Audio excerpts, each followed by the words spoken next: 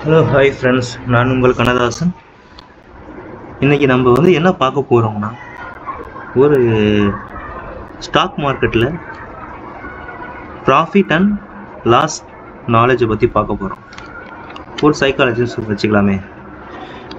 நார்மலாக எல்லாருமே ப்ராஃபிட் பண்ணுவாங்க, லாஸும் பண்ணுவாங்க.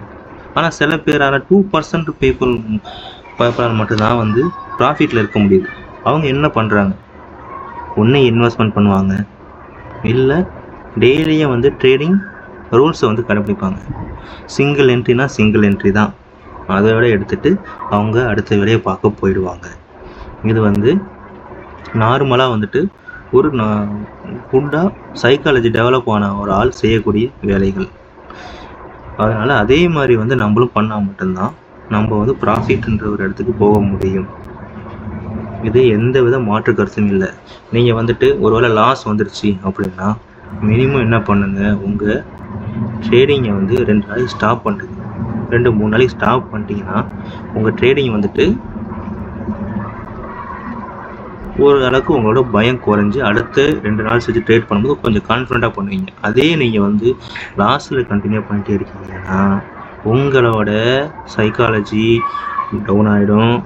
நீங்கள் என்ன தான் பெரிய ஆளாக இருந்தாலும் உங்களோட மைண்டால் அதிகபட்சமாக அடுத்த லாஸை எடுப்பீங்க. உங்கள் மைண்டு அடுத்த கட்டத்தை நோக்கி நகராது. எனக்கு தெரிஞ்ச ஒரு ஃப்ரெண்ட்ஸ் ஒருத்தர் கால் பண்ணார்.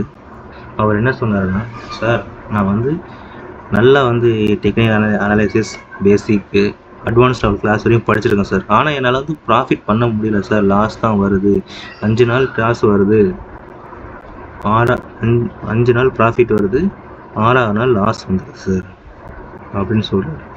என்ன காரணம் பார்த்தீங்கன்னா, அவர் ப்ராஃபிட் எடுக்க அவரோட கொஞ்சம் கான்ஃபிடன்ட் லெவல் அதிகமாகிடும். அடுத்த நாள் நம்மள என்ன பண்ணாலும் பைசா வரும், நம்ம ஈஸியாக ட்ரேட் பண்ணுறோன்னு நினச்சிக்கிட்டு ஈஸியாக ட்ரேட் பண்ணுவார். அவருக்கு அடுத்தது முதல்ல எடுத்த 5 நாள் ப்ராஃபிட்டும் 6ஆவது நாள் காணாமல் போயிடும். அதனால் ஃப்ரெண்ட்ஸ், நான் எப்பயுமே சொல்கிறது என்னென்னா, 2 நாள் ப்ராஃபிட் எடுத்தீங்கன்னா 3ஆவது நாள் ட்ரேட் விட்டுருங்க. இருக்கிற நாள் ஒரு பிரச்சனையும் ஆக போகிறது கிடையாது. 4ஆவது நாள் ட்ரேட் எடுங்க, அப்படி 5ஆவது நாள் ட்ரேட் எடுங்க. இதுதான் சைக்காலஜியை நீங்கள் டெவலப் பண்ண போகக்கூடிய விஷயம். இதை ஸ்டார்டிங்லேருந்து கடைபிடிச்சிட்டிங்கன்னா உங்களுக்கு ப்ராஃபிட் கண்டினியூஸாக கிடச்சிக்கிட்டே இருக்கும். தேங்க்யூ காய்ஸ், பாய் பாய்.